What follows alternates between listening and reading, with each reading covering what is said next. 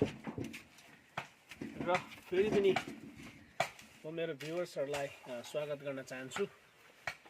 र आज भने फेरि म यो अर्को डुडमा आइराखेको छु। तपाईहरुले यहाँ देखिराख्नु भएको छ साइन्टिफिक डुड। अनि यो मैले चेक नगरेको लगभग 1 महिना भइसकेको थियो र आज चाहिँ के रहेछ यसो हेर्ने छु म यसलाई। बा मैलाहरू परे कि के भयो भनेर र तपाईहरुलाई म देखाउने छु। मेरो भिडियो सुरुदेखि अन्तसम्म तपाईहरुले हेरिदिनुहोस् र के रहेछ त म हेर्ने छु।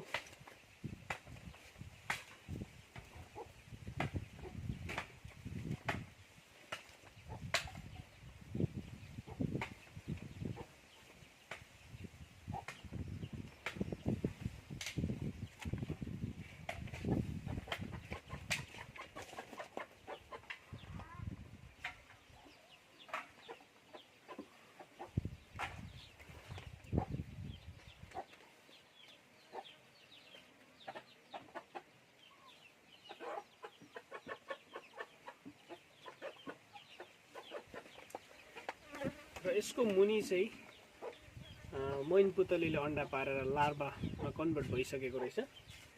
र मैले हेरेको राम्रो भएछ, किनभने मैले अगाडिको भिडियोमै तपाईहरुलाई भन्दा आएको छु कि हामीले 20 दिन 30 दिन भित्रमा चाहिँ हेर्नुपर्छ भनेर। र साँच्चै नै यो मुनि किराहरू परिसकेको रहेछ। म यसलाई सफा गरिदिने छु र तपाईहरुलाई म देखाउने छु कसरी गर्नुपर्छ है। तपाईहरुले पनि आफ्नो घरमा पाल्नु हुँदाखेरि तपाईहरुले पनि कसरी सफा गर्नुपर्ने रहेछ यहाँबाट तपाईहरुले सिक्न सक्नुहुन्छ। र यसलाई चाहिँ कसरी निकाल्नुपर्छ भनेर म तपाईहरुलाई देखाउँछु।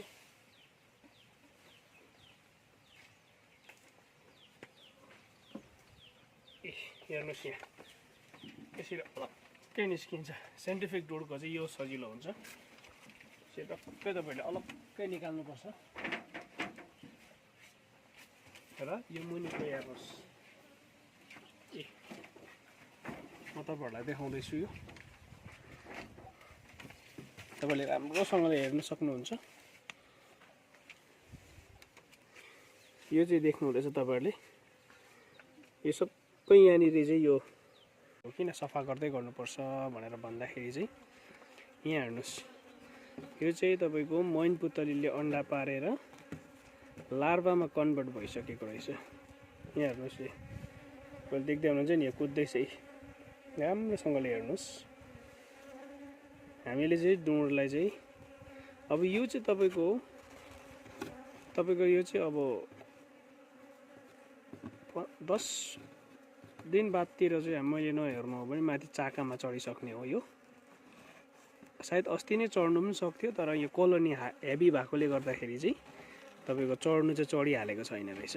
कोलोनी अलिकति हेभी छ, हेल्दी छ भने पनि उनीहरूले अलिकति प्रोटेक्ट गर्छ। तर पनि वन्स एकताल एउटा चाकामा चढिसकेपछि चाहिँ फेरि उनीहरूले कन्ट्रोल गर्न सक्दैन।